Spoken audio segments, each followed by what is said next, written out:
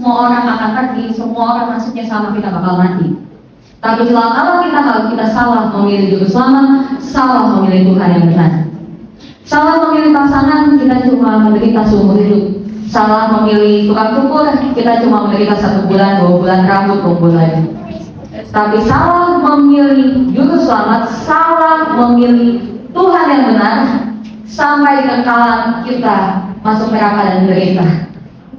Jadi semua yang tempat ini harusnya kita semua mengucap syukur karena kita mengenal Tuhan Allah yang hidup. Amin.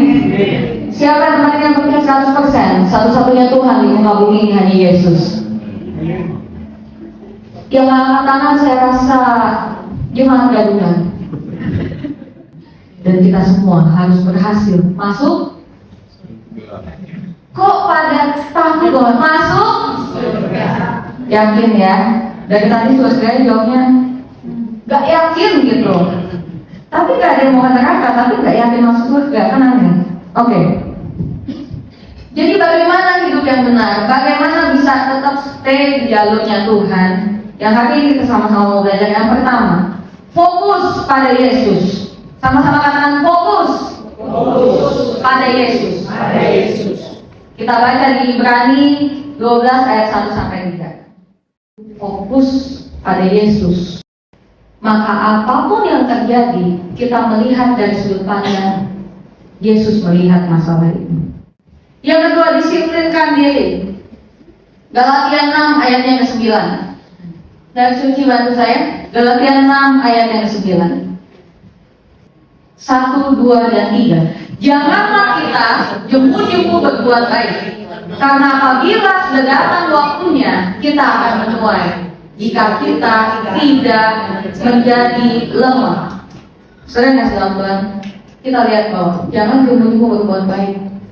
Apabila datang waktunya, kita akan menuai jika kita tidak menjadi lemah.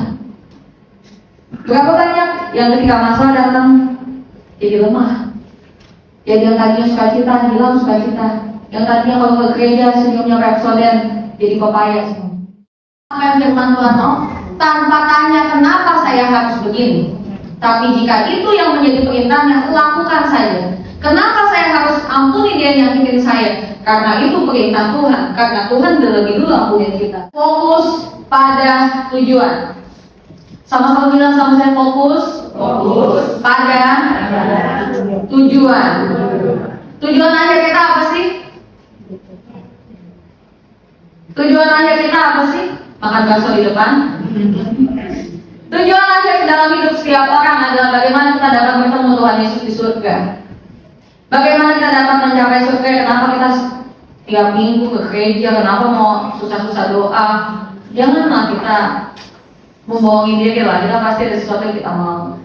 Kita mau hidup kekal di surga kan? Saya juga nggak mau capek-capek jadi penginjil kalau nggak ada hasilnya. Kalau kita jujur-jujuran ya, kita pasti ada ngarap sesuatu yang dari Tuhan. Tetapi bukan cuma kita ngarap sama Tuhan, tapi kita juga harus untuk melakukan apa yang Dia mau.